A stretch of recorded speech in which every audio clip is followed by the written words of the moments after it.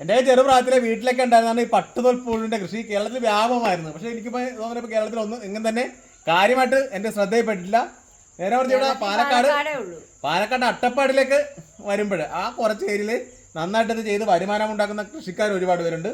ഇപ്പോൾ ഇവിടെ ലക്ഷക്കണക്കിന് പുഴുക്കളെ വളർത്തിയാണ് ഇവിടെ വരുമാനം ഉണ്ടാക്കുന്നത്. ഇതിൻ്റെ സീഡ്ലിങ്സ് കൊണ്ടുവരുന്നത് തമിഴ്നാട്ടിൽ നിന്നും ഇത് കയറ്റി അയക്കുന്നത് കർണാടകയിലേക്കാണ്. എല്ലാം ഒറ്റക്ക് തന്നെ ചെയ്യാല്ലേ? ഒറ്റക്കൊന്നും ചെയ്യാൻ പറ്റില്ല. ഇതിപ്പോ കുറച്ചുള്ളത് കൊണ്ടാണ്.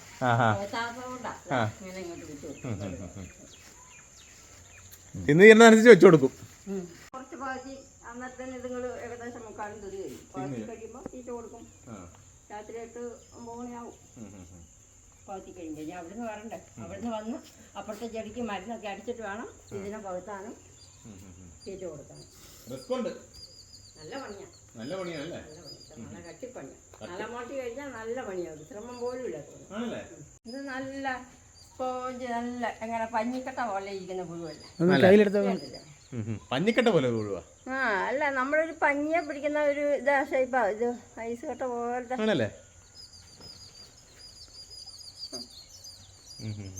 ചെറിയ അങ്ങനെയൊന്നും ഇല്ലല്ലേ? ഇല്ല. എത്ര ദിവസം കൊണ്ട് ഇതിന്റെ പൂർണ്ണ വളർച്ച എത്തും? 10-20 ദിവസം കൊണ്ട് കംപ്ലീറ്റ് കഴിയും. ആ ദിവസം കംപ്ലീറ്റ് നന്നായിട്ട് പണിയെടുക്കണം. ഒരു 3-4 പ്രാവശ്യം ഇതിൽ കയറി ഇറങ്ങി അപ്പ നോക്കിട്ട് ഒരാൾ കംപ്ലീറ്റ് വേണമല്ലേ?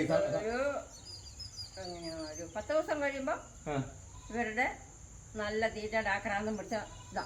പിന്നെ ഇട്ട് കൊടുക്കുന്നതനുസരിച്ച് നമ്മൾ കൊടുത്തോണ്ടി. ഇത് കൊടുക്കാൻ തൂക്കത്തിനാണ് കൊടുക്കുന്നത്? എങ്ങനെയാണ്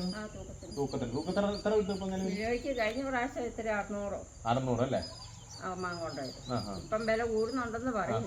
ചിലപ്പോ നമ്മൾ ചെലപ്പത്തിന് അത് കുറയാൻ സാധ്യത. വില കൂടുതൽ അത്ര നല്ലതല്ലേ? വില കിട്ടിയാലേ നമുക്ക് മുതലാവുള്ളൂ.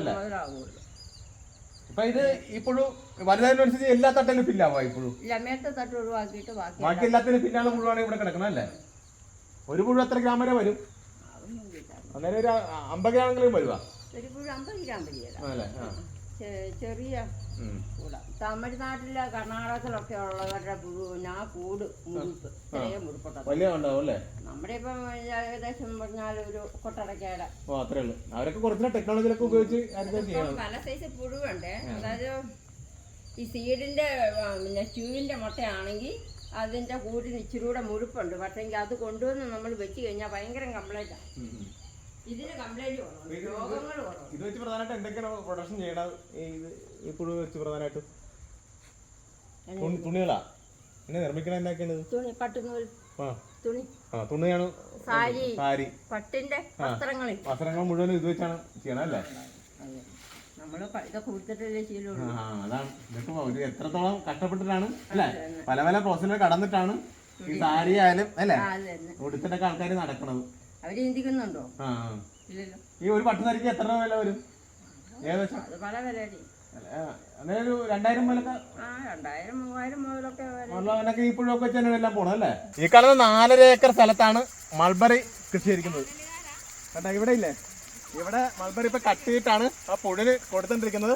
അവിടെ അതിന്റെ സെക്കൻഡ് സ്റ്റേജ്, ഇതിന്റെ വലിയ സ്റ്റേജ്, അങ്ങനെ പല പല കട്ടായിട്ടാണ് ചെയ്യുന്നത്. അത് നമ്മുടെ പ്രത്യേകത. എപ്പോഴും ഇതിന്റെ തീറ്റ അവൈലബിൾ ആണ്. ചേച്ചിയൊക്കെ ഇങ്ങനെ ഒരുപാട് കഷ്ടപ്പെട്ടതിന്റെ ഫലമായിട്ടാണ് ഈ സംരംഭമൊക്കെ നന്നായിട്ട് കൊണ്ടുപോകട്ടെ.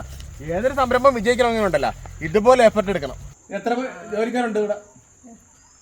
ജോലിക്കാരില്ല. ഇല്ല, ഒറ്റക്കുള്ള. എന്താണ് ജോലിക്കാരനെ വെക്കാത്തത്? ആളെ കിട്ടാത്തതുണ്ട്. എന്നാ ആളെ കിട്ടാത്ത? തൊഴിലുറപ്പുള്ളതുകൊണ്ട് ആളെ കിട്ടിയല്ലേ? ചേച്ചിയുടെ ഭർത്താവുണ്ട്, മകനും ഒക്കെ ഉണ്ട്. അപ്പൊ വേറെ ഭാഗമുണ്ട്. അപ്പൊ അങ്ങനെയൊക്കെയാണ് ഇവര് ചെയ്തു പോകുന്നത്. അപ്പൊ പേരോടെന്ന് പറഞ്ഞേ? ലീലാമ്മ ചേച്ചിയുടെ വെറൈറ്റി കൃഷിയാണ്. അപ്പം ഇതൊക്കെ വരുമാനം സാധ്യതയുള്ള കൃഷികളാണ്. ഇപ്പം കേരളത്തിലൊക്കെ അന്യം നിന്ന് പോയിക്കൊണ്ടിരിക്കുകയാണ്. അപ്പം നല്ല സാധ്യതയുള്ളവർക്കൊക്കെ തുടങ്ങാം കേട്ടോ. ഓക്കെ, ബൈ പറഞ്ഞു. ബൈ.